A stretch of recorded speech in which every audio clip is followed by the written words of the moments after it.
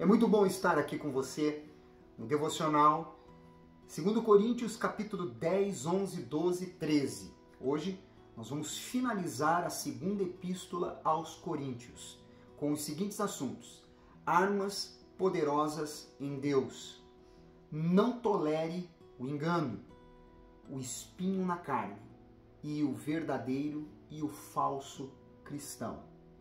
No capítulo 10, no versículo 3 ao 4, quando Paulo defende a sua autoridade apostólica, ele diz assim em meio aos assuntos. No versículo 3, porque, embora andando na carne, não militamos segundo a carne. Porque as armas da nossa milícia não são carnais, e sim poderosas em Deus, para destruir fortalezas, anulando nós sofismas. Lutar segundo a carne é desigual, já que a nossa luta é no campo espiritual. As armas espirituais podem ser encaradas em contraposição às armas materiais. A frase usa física de uma forma que você entenda que força espiritual está relacionada a Cristo e não a si mesmo. Deus, quando é colocado no centro de nossas vidas, então isso se torna uma arma poderosa porque produz a autoridade sobrenatural que o egocentrismo não pode produzir. Por exemplo, a verdade é uma arma porque vence a astúcia e o engano. A fraqueza humana, ela é uma arma poderosa em Deus porque nele nos tornamos fortes. Até mesmo o sofrimento é uma arma porque pode ser um instrumento de vida, pois as pessoas, elas voltam os seus olhos para nós e assim Deus tem como se revelar. Devemos rebater todo tipo de falso ensino, anulando sofismas. No versículo 18, a palavra de Deus diz assim: porque não é aprovado quem a si mesmo se louva, e sim aquele a quem o Senhor louva. A si mesmo se louvar é expressão de orgulho e ao mesmo tempo complexo de inferioridade, pois a pessoa sente necessidade de se evidenciar e fica incomodada se tem alguém próximo que se destaca mais do que ela. Deixe que Deus use as situações para destacar o seu serviço, a sua competência e as suas obras. Assim, Ele te honrará e não os seus próprios lábios.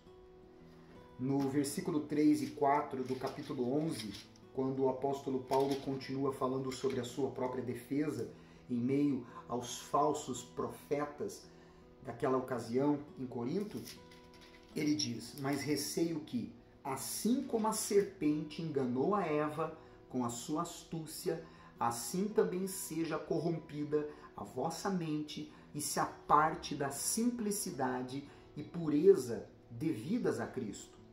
Se, na verdade, vindo alguém prega outro Jesus que não temos pregado, ou se aceitais espírito diferente que não tendes recebido, ou evangelho diferente que não tendes abraçado, a esse de boa mente o tolerais.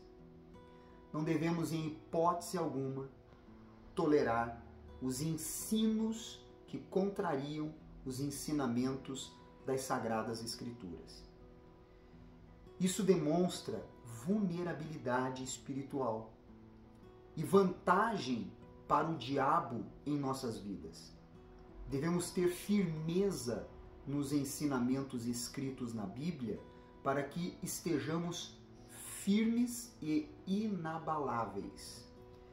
No versículo 13 ao 15, ele diz, quando fala sobre o desprendimento do apóstolo, as seguintes palavras: porque os tais são falsos apóstolos, obreiros fraudulentos, transformando-se em apóstolo de Cristo.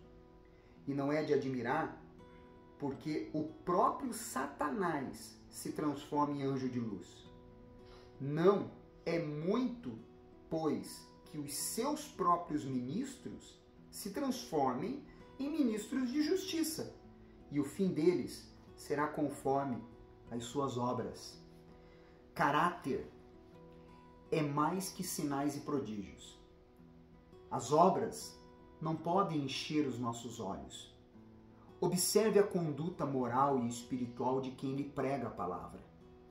Que o Espírito Santo ilumine o seu entendimento para não ser enganado, pois estamos vivendo os últimos tempos. No capítulo 12, no versículo 7 ao 10, quando o apóstolo Paulo fala sobre o espinho na carne, ele diz: e para que não me ensoberbecesse com a grandeza das revelações, foi-me posto um espinho na carne, mensageiro de Satanás, para me esbofetear, a fim de que não me exalte.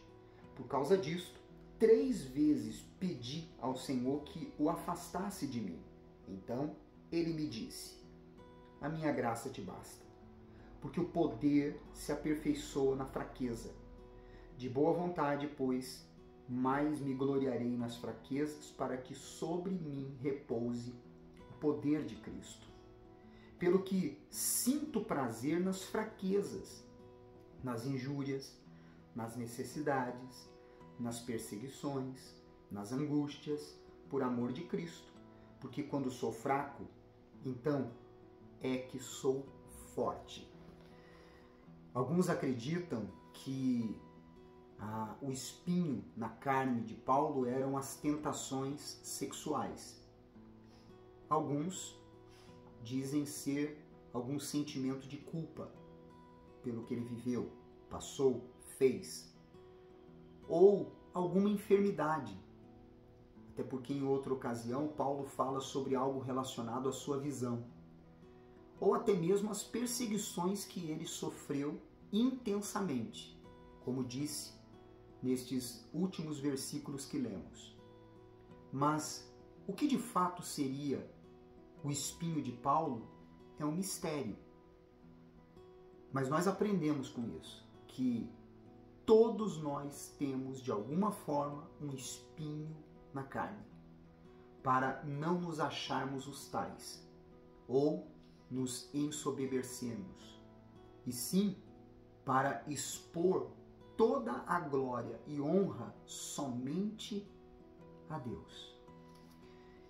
Para terminar, no capítulo 13, o último capítulo do livro de 2ª Epístola aos Coríntios diz: examinai-vos a vós mesmos, se realmente estáis na fé. Provai-vos a vós mesmos. Ou não reconheceis que Jesus Cristo está em vós? Se não é que já estáis reprovados. O que distingue os cristãos verdadeiros dos falsos é o autoexame. É avaliar o seu interior. E não padronizar para avaliar os outros ou de uma forma coletiva. Cada um deve examinar o seu coração para ver o que motiva o seu comportamento pessoal. Quem se descobre motivado por Cristo é um cristão verdadeiro, porque está vivendo de fato na fé. Quem se descobre motivado por egocentrismo não é um cristão de verdade, porque isso foge dos princípios da fé. Nós ficamos por aqui com a 2ª Epístola aos Coríntios. Agora vamos voltar no devocional de amanhã rapidamente ao livro de Atos e depois seguimos para a carta aos Romanos. E isso vem acontecendo, essa ida constante ao livro de Atos, porque a grande maioria das epístolas ocorreram dentro da época do livro de Atos dos Apóstolos. E com certeza você tem aprendido isso. Não esqueça de enviar esse vídeo para o maior número de pessoas, deixar também o seu like e o seu comentário. Você é especial para Deus. Eu te espero amanhã.